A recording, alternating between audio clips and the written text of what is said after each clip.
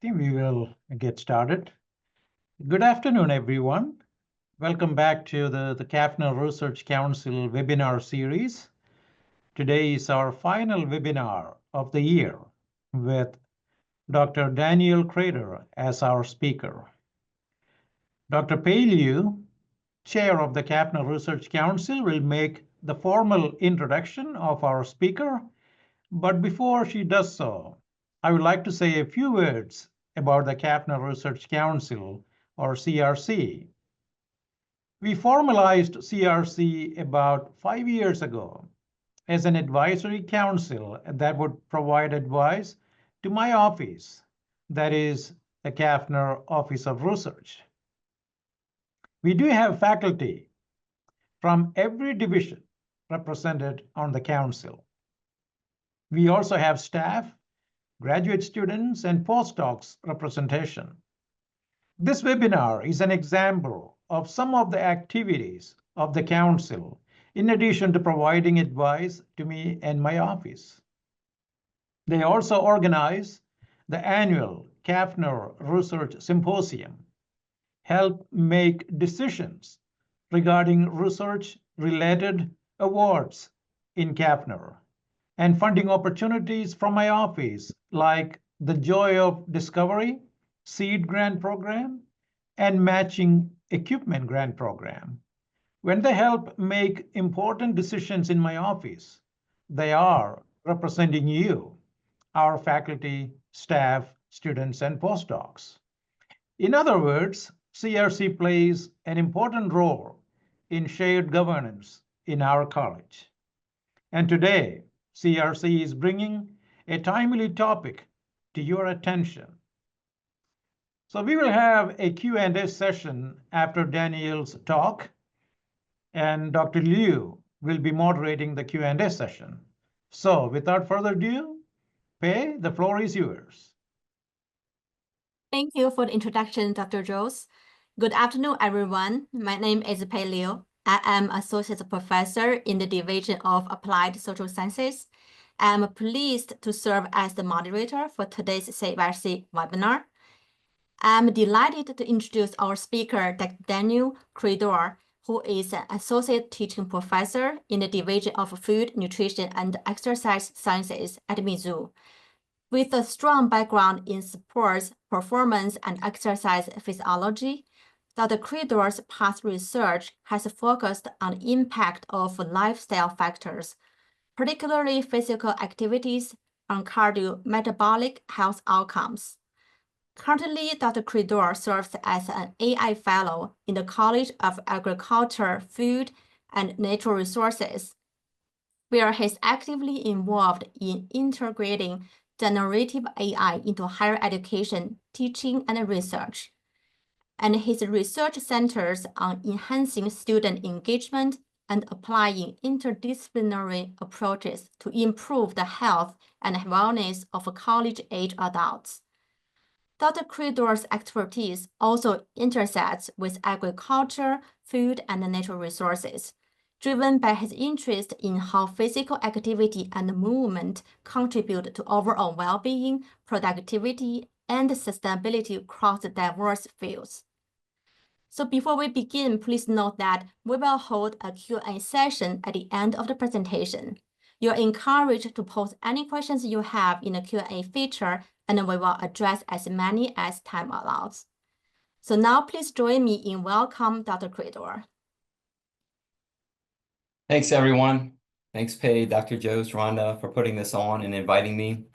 Let me go ahead and get my screens shared up. Get my PowerPoint loaded up.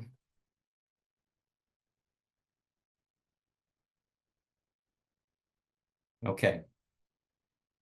But yeah, thanks again, everyone, for joining. So I'm going to talk today about generative AI. We're also going to talk about AI in general, just kind of going through the evolution and application. But the focus is generative AI for interdisciplinary innovation, bridging the gaps between agricultural, food, and natural resources in academia and beyond. Okay. I'm going to try to keep this somewhat conversational, but I do want to highlight some learning objectives, some key points, some things that I aim to accomplish. Of course, I want to introduce the role that AI plays in interdisciplinary innovation, kind of defining what that is, as well as kind of going through the history, the evolution of AI, and what ultimately led to this rise of generative AI. Next, we'll go through some common applications of generative AI, things that we do every day in higher education, teaching, and research. And then with time, I want to go through an interactive activity where we can explore a common GPT, like ChatGPT, and kind of walk you through some of the ways that I use AI, but kind of think more broadly speaking how AI could be used in the different divisions represented by a college. And then I'll wrap up with a little discussion on some ethical considerations, which are very important to consider, and then we can transition into the Q&A. Okay, but just to kind of prime your thinking a little bit, and you don't necessarily have to respond to this, but I get a lot of questions about AI and whether it's something that we should use and should pursue or not. But do you think it is important to consider AI integration across the fields represented by Kathner, along with other fields? Okay. I know there's a lot of concern about AI and how it may impact employment and job opportunities. In fact, I've done some recent research looking at some business reports, and the projections are actually favorable for increase in employment opportunities. But I think a big thing that we have to consider is that people need to start establishing some AI literacy. And that's something that we can do in higher education teaching, is start beginning to discern how we can start integrating AI into classes, into research, and use it responsibly. Okay, so what is the role of AI in interdisciplinary innovation? Well, AI, particularly generative AI, is a tool that we can use to not only streamline processes, but it can serve as a catalyst to facilitate collaboration and kind of break down some of those traditional silos that exist between the different fields. And so if we can enhance that collaboration, then we can generate even more creative ways to solve problems, okay? And I'll kind of walk through a couple of these points, like from facilitating cross-disciplinary research. AI can help researchers from different disciplines analyze big data and complex data to identify patterns, generate new insights that might be missed through some of these traditional silos, like we mentioned. For example, AI used in bioinformatics can merge biology with computer science and statistics to potentially uncover new findings that could be used maybe in genomics or personalized medicine. Speaking of our college, like agriculture, AI integrates with environmental science and data analytics to optimize farming practices, to conserve resources and apply more sustainable farming methods. In terms of enhancing creativity, innovation, Gen AI models like ChatGPT and DALL-E and others can allow researchers and professionals from different backgrounds in diverse fields generate new ideas and new models that might help stimulate new solutions to problems. And then as far as data integration across disciplines go, AI systems can process vast amounts of data and text very quickly and can give you that knowledge from seemingly unrelated areas, like we keep mentioning, okay? So next, what I want to do is talk a little bit about, basically, I guess, take a step back and define what AI is, and then we'll kind of talk a little bit about some of the history that led into generative AI. But according to the Oxford reference, artificial intelligence is just a theory and development of computer systems able to perform tasks that normally require human intelligence, whether it be visual perception or recognition, speech recognition, decision-making, and even translation between languages. And if you take a look at this little image I have on the right, it kind of looks like a human brain. And that's how a lot of these newer AI models are arranged. And so you have these deep neural networks that arrange and process data very similarly by which the human brain operates. Kind of like when we learn a new skill or a new task, you want to facilitate the pathways that allow us to get a more efficient result and maybe snip off or inhibit less desirable pathways. And that's kind of how some of the newer machine learning, deep learning models are working. In terms of some of the history, I had to do a little research on this myself, but the first neural networks were actually developed in the 1950s. If you take a look at this little timeline, you can see that there's different waves of AI resurgence as well as regression. But starting in the 1950s, you see the first development of these neural networks. And it could have been simple things like playing games, learning, simple problem solving, language understanding. And then you have like these periods where the hype diminishes. But machine learning came around in the 1980s, in which the computers were able to become more efficient, but still required some human input in terms of steering them in the right direction. I had to look up some information on this, but in the 1990s, IBM developed their Deep Blue AI model that was basically focused on playing chess. And at that time, it was able to defeat a world reigning chess champion. I don't believe in the first trial. I think it completed, or it won one of 6 trials. But the next year, after a rematch with advancements and evolution in its machine learning properties, it was able to defeat this champion in like 19 moves. So rapid evolution followed by regression and then a resurgence. But going into the early 2000s, middle to late 2000s, here's where you see kind of that big bang of deep learning and the development of these language models, and particularly these large language models that have predictive capabilities, which ultimately led to the development of what we know as generative AI. So some key factors that led to this rise in Gen AI, of course, the advances in deep learning, improvements in natural language processing, and a big feature is accessibility and scalability. So accessibility being just having options that are available to anyone that has access to the internet. But AI is plugged into many things, many devices that we use in this day and age, whether it be our cell phones or computers, Siri, Alexa, these are all AI operated. What a nice thing about generative AI, it has scalability options that allow people to work from various backgrounds and knowledges. And in terms of scalability, it can customize its responses depending on your prompts and how you're interacting with the various tools.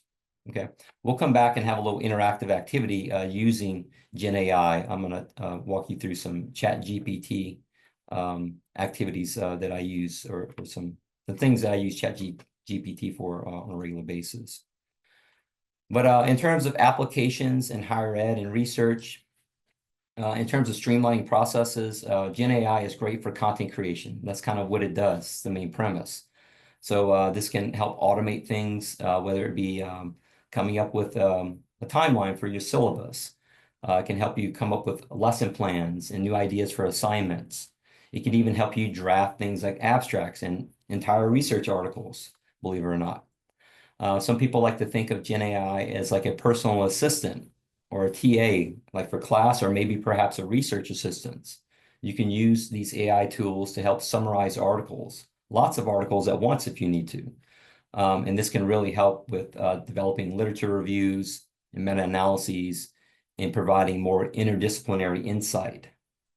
And then finally, personalized learning is something that's certainly important for students, because AI systems can generate customized learning paths depending on where an individual may be at any given time, and adapt to the individual's learning styles, writing styles, and needs. Okay. So next, what I want to do is kind of take a step back away from the presentation, and I want to walk you through an interactive activity where I use some of these AI tools. So let me go ahead and come off of my PowerPoint real quick. Make sure I share the right screen. Give me just a second here, everyone.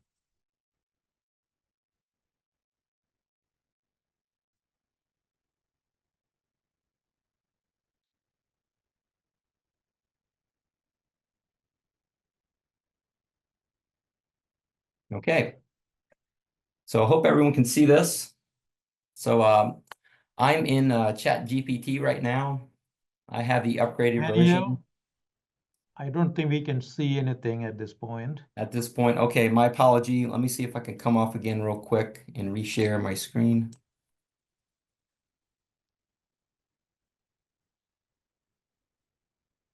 How about now? Yes. Now we can see. Are you seeing the Chat GPT screen? Just to double check. Yes. Okay, great. Thank you so much. Sorry about that. So ChatGPT with this upgraded version is 4.0, but it does have other options depending on what task you might want to go through. For example, they have a O1 mini for faster reasoning and processing, but I like to use the GPT 4.0 for just most tasks. But we're just going to walk through a couple of examples and I think broader application here. Just the other day, I was at home with my wife and we were trying to think about what we wanted to cook for dinner. It was at the end of the month and we were kind of limited on ingredients.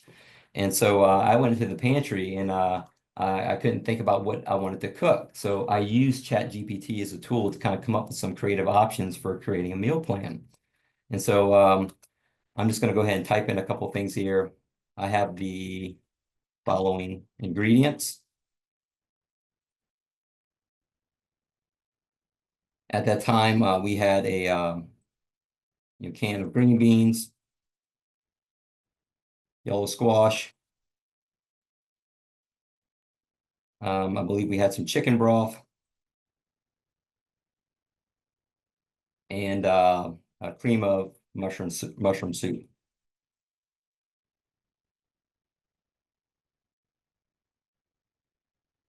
Help me come up with 3 recipe ideas. Let's see what this comes up with. So I asked for 3 ideas, and from some simple ingredients, you can see I've got some pretty creative recipes. I can do a squash soup, I can do a squash casserole, and there's even a squash skillet. At that time, there was some kind of squash bake that I think we decided to go ahead and cook, but it gave me a breakdown of the ingredients, some instructions, and we found it really helpful. And it became like an ongoing thing that we do on a regular basis where we use GPT to help us with some menu items. But kind of thinking broader application here, in the fields of dietetics, think about a dietitian working with a client or a patient that has limited ingredients or potentially sensitivities to certain types of foods. Rather than kind of going through the rigor of pulling up your textbooks and everything, which is still an important process, you can quickly get some creative ideas that start stimulating some new avenues by which you might want to generate meal plans for a select patient population. So very, very simple application here. I'm going to go ahead and open up a new little chat. Another example, the other day, for my lab class, I teach an exercise science lab class, and for whatever reason, I couldn't make it to lab that day. And so I had my GA take over for me. Unfortunately, I didn't have a detailed, streamlined lesson plan for them. And so I wanted to come up with something really quick that can kind of get the main concepts and points across. And so I used GPT as a tool to help me generate some creative lesson plans. So I'm going to kind of walk you through how I use GPT to generate that lesson plan. So I teach a large enrollment exercise. My spelling's a little off, sorry. Science lab. We are discussing endurance training. I would like to create a lesson plan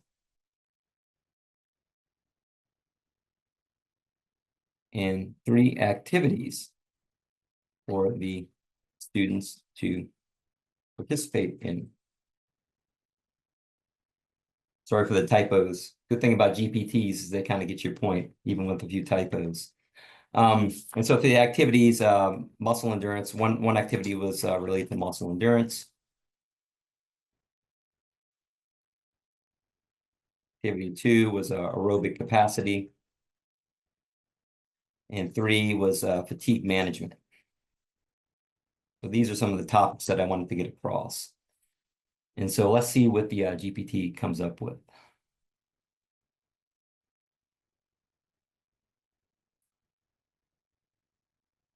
So it came up with a lesson plan. You know, he even gave me a breakdown for duration. I could incorporate the time. The lab's only 50 minutes. But this was something that was really helpful for me, from which I still needed to modify, but I could use as a template. But in terms of like muscle endurance, there's body weight exercises. There's an aerobic capacity assessment that consisted of a 1 mile walk or run. And then finally, for fatigue management, students could exercise, do like circuit training, and have different types of rest periods, you know, shorter or longer, and kind of reflect on how they felt in response to the training. So yeah, just another option or another application by which we can use Gen AI to generate some creative content that we can use. Okay. Another option, there's a couple more I'll get through real quick. Just the other day when I met with Dr. Jose, we were talking about potential AI integration into agriculture. And I kind of shared with him a little activity. I do a little gardening myself, certainly much smaller scale, but I had an image of a corn plant that was dealing with some problems. And I'm gonna go ahead and pull up what we worked on. Okay. So basically what I did in ChatGPT, I took an image of a corn plant, and then I used another GPT, which is an image recognition GPT, that was able to tell me a little bit about what's going on with the particular plant. And so from the appearance, it identified that there's possible rust-colored pustules, and then the final diagnosis is that this plant has a common case of rust, which is a fungal disease. It even provides some recommendations in terms of what I could do to prevent this disease from occurring. And certainly I could take this information as is, but you can take it a step further. For example, I could take the output or the response that I got from this image recognition and then paste it into something that's more scientific evidence-based. So you have a variety of different GPTs that are available. One of which that I use quite often is called Consensus. And so when you create prompts in Consensus, it'll essentially scour the scientific evidence to try to provide peer-reviewed evidence of why a particular strategy might work or not. And so that's what it did. It provided some peer-reviewed references in terms of I should look for resistant hybrids, maybe use fungicide application, and maybe other cultural practices like crop rotation in terms of managing this particular disease. And then I went on to say, of these recommendations, which are the most sustainable and align most closely with organic farming practices? And it basically told me that I need to go with resistant hybrids or cultural practices. And so having a little bit of farming knowledge, I was able to kind of open my eyes and learn a little bit more about not only the disease, as well as the recommendations for treatment, but learn some of the scientific evidence behind supporting these recommendations. Okay. But I use some other types of GPTs. One in particular that I like quite a bit is called Research Rabbit as well. Some of you may have heard of it, but I like to use it not only to look at papers, like for example, here's a paper that I published in 2019, and what you can do is look at all the references or similar work, and it gives you kind of a little breakdown and all the connections for the different papers and creates these fun little diagrams. But what I like to do with these papers is to look at the timeline, to look at the history or the evolution of this particular topic in mind. So this particular paper that we published looked at the impact of prolonged sitting on cardiovascular health. Some of the earliest work for this particular paper was published back in 1983, looking at the effects of hemodynamic responses during prolonged sitting. So this is a great tool for maybe creating a literature review or perhaps even a meta-analysis where you can use the tool to find articles, related articles with specific keywords and even maybe specific methodologies that can really cut down on some of the traffic that's involved in creating these meta-analyses. But yeah, I just wanted to share a couple of those examples. I'm going to come off of the internet real quick and let's see if I can pull my PowerPoint back up.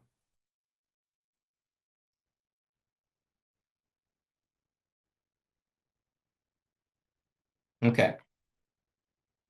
So we need to talk about some of the ethical considerations and maybe potential challenges to overcome with AI. You know, there's a lot of hype, there's a lot of great things that can come out of these generative AIs, but some of the big concerns are going to relate to things or issues related to privacy.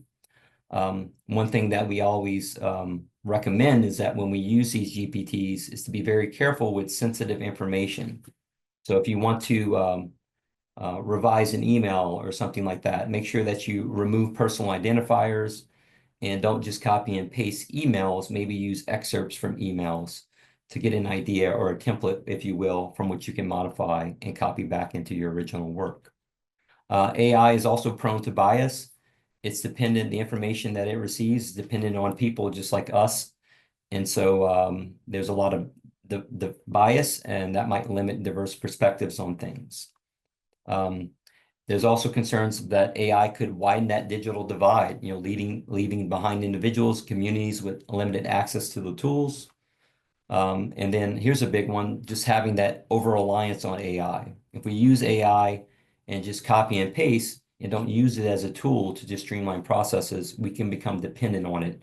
And rather it being a tool, it could potentially inevitably become a crutch for us, which could diminish human skills and human involvement in decision-making. But nonetheless, you know, being responsible with AI and interdisciplinary innovation with AI, you still have to have that human connection, that human emotion, in order for these relationships to continue and thrive. But some other ethical considerations beyond academia that come up is things related to sustainability, potential for carbon footprint. There's reports that there's increased energy consumption related to cooling towers that house all the data. I came across a report the other day, and it says that every email that you revise in ChatGPT requires the equivalent of about a bottle of water to cool its towers. So you can imagine the millions and billions of prompts and responses that are coming through.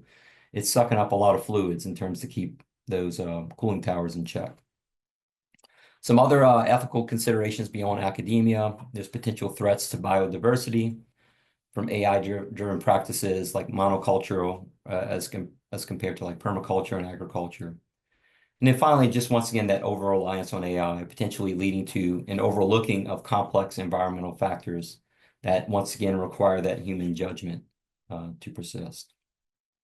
Okay, well, that's kind of some of the foundational material that I want to get through, as well as the activities. So next, I'd be happy to entertain any questions and carry on some additional discussions related to some of what we talked about, as well as Gen AI in general. Thank you, Dr. Credeur, and for that insightful presentation. And at that point, we will transition into our Q&A session. And I do see some questions that post in that Q&A box. So first question we have is, what about all the problems with ecological impact of AI? Yeah, that certainly is a problem. And it seems like as these policies develop to try to understand and better respond with rapid evolution, new solutions become old solutions. And so it takes definitely a cutting edge team to understand these advancements. As far as like the ecological impact, I don't have a clear answer in terms of how do we stop that, because there is going to be an energy demand and need. There is going to be that natural resource demand in terms of cooling towers and things of that nature. You know, I look forward to hearing from some of these big companies that are partnering with these energy producing companies to see what types of steps are going to be taking to kind of mitigate some of these ecological impacts. But that's definitely a big concern that's on many people's minds right now, including mine. Thank you. And next one, is consensus less prone to hallucinations than ChatGPT? Yeah, so hallucinations referring to when you create a prompt, the responses. One thing about these GPTs is that they want to respond, and they want to give you a response almost as if it wants to please you. And so a lot of what it responds with looks good on paper. but it takes that human eye, that judgment to discern whether what you're getting is actually factual or valid. And so, some AI platforms are prone to hallucinations. I haven't had much issues with consensus. Others may have different opinions about it, but I know that these AI models are becoming less prone, particularly if you can upgrade and get more advanced features, like the Chat GPT 4.0 as compared to the standard accessible options.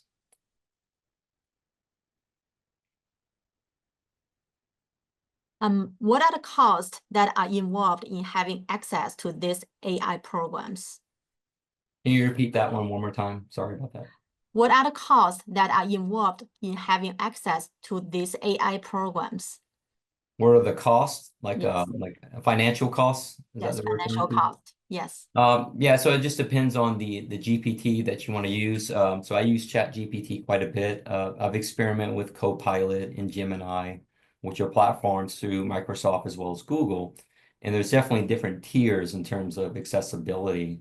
In terms of like general costs, I mean, you're talking, 20, 40, $50 a month to use some of these applications. So that may limit accessibility in terms of how advanced you want to be with some of your GPT options.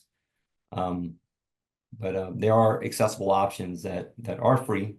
That way you can begin to start experimenting with AI and how you might want to integrate it into your life, into your job, and into your academics or research.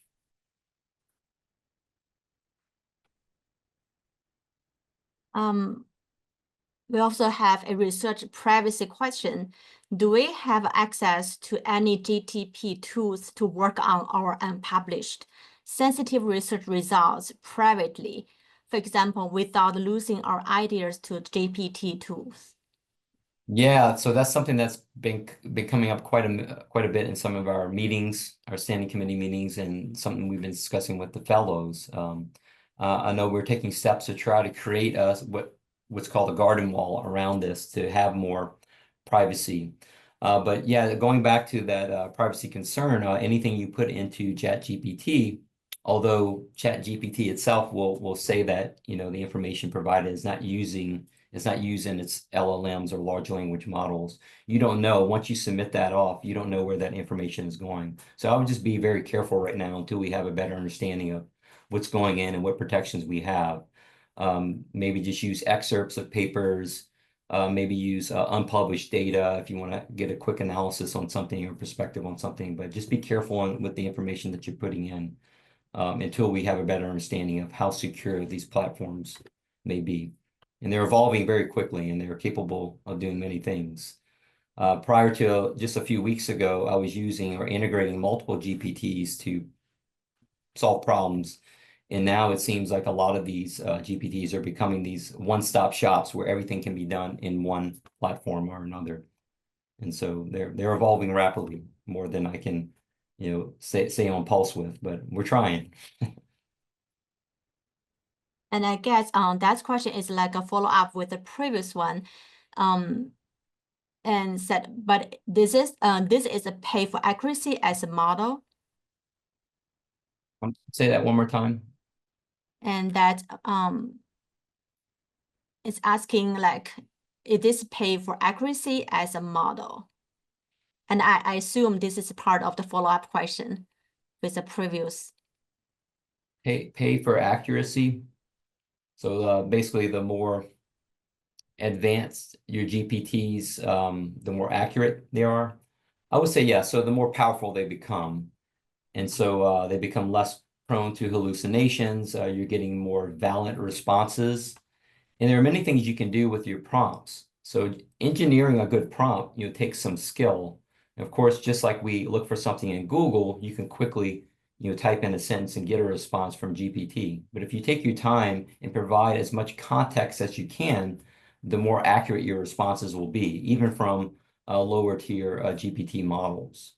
I've been reading this one book, actually have it on my desk right now, Teaching with AI, that the Teaching for Learning Center has been promoting quite a bit. Dr. Bowman and Watson have a lot of great prompt ideas and little tips and tricks you can do with your prompts in order to get your GPTs to work harder for you.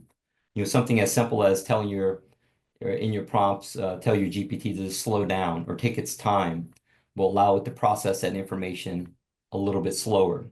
Just like when you're thinking about something, your knee-jerk response is going to be less accurate than if you actually take time to reflect on it. You can kind of use the same strategy when generating your prompts to get more accurate and more robust responses out of them. The next question is, what are your thoughts on students using AI to complete their assignments? Yeah, so that's been a buzzword or something that we've been talking about quite a bit, and that's kind of what led to all of this, because AI is out there and anyone can access it that has the internet. And as far as like first steps is just kind of creating some guidelines. My recommendations for your classes to have at least a syllabus statement in terms of whether you want to integrate AI or not.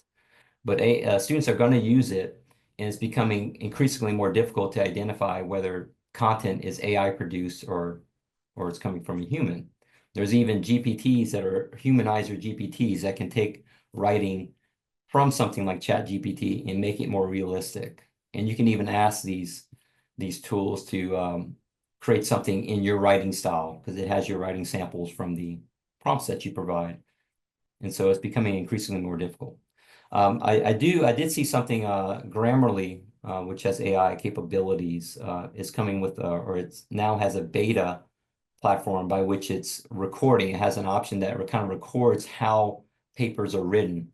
It can almost give you like a breakdown or percentage, if you will, of how much AI was used in the generation of the content. So there are some options that are starting to become more available for educators to kind of control or at least understand how much AI is being integrated into those assignments. I know ChatGPT has also talked about maybe incorporating things like watermarks or some type of timestamp that kind of indicates, how much, in a Word document that is AI written versus that was original work from the individual. So I think with these advancements, you're going to start to see more advancements in terms of detection software as well. Detection tools, I should say. And what about entities that want to control thinking and stack the AI algorithms to favor their own messaging? Do consumers have the choose protection in that regard? So in terms of, can you say that one more time? What about entities that want to control thinking and stack the AI algorithms to favor their own messaging? Do consumers have choose protection in that regard? Yeah, as far as like some of the algorithms, a lot of what goes on behind the scenes, I mean, we're kind of blind to, particularly if we just kind of use these run-of-the-mill tools. AIs can certainly have become more customizable. You can certainly train or customize your own chatbots, if you will, that can handle specific tasks that you require. But in terms of how to program the algorithms and things of that nature, I don't have a clear answer for that. But I do know that these GPTs are becoming more and more customizable, which might involve actual maybe modification of code at some point. Certainly don't quote me on that, but customizability and scalability are certainly things that they're trying to integrate more into the GPTs. So can you suggest any detection tools for AI?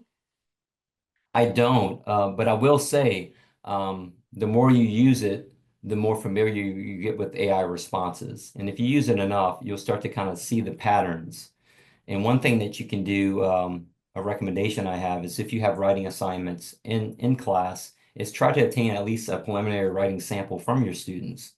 Whether that's going to hold up in court, so to speak, at least you've got some idea of how much advancement or evolution or change you might see from students' assignments, one assignment to the next. But then in the day, integrating some AI application might be really beneficial for both you and the student. Because at the end of the day, it's like we want to make sure that we provide a platform that students can learn. And so if we can start incorporating some component of AI literacy, I think we definitely be doing our students some favor in terms of becoming more marketable and being more employable when they get into the job force later on after their college career. What regulations are in place for our safety? That's another good question. We don't have much right now, and so it's kind of like a fine wire that we're walking on right now.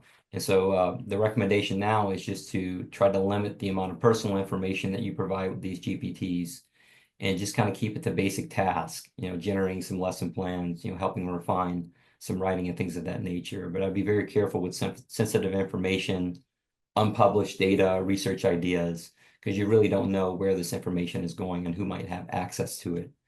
Whether someone's deliberately trying to access that data or it just becomes available in a response to some prompt that's generated remotely.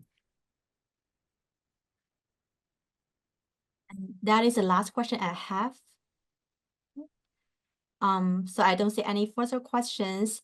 And thank you so much, Dr. Credeur, and for sharing your insights with us. And I will hand it back to Dr. Jones. Thank you.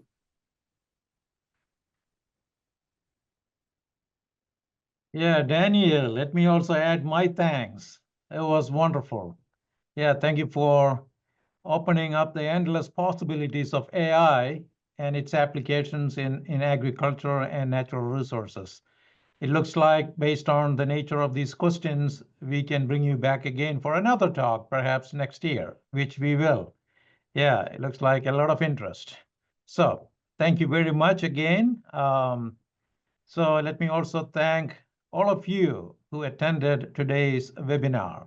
Like I said, it looks like Daniel will come back and talk to us again, most likely in the spring semester. So with that, thanks everyone. See you next time. Thank you, Dr. Jost. Thanks, everyone. I appreciate it. Looking forward to it.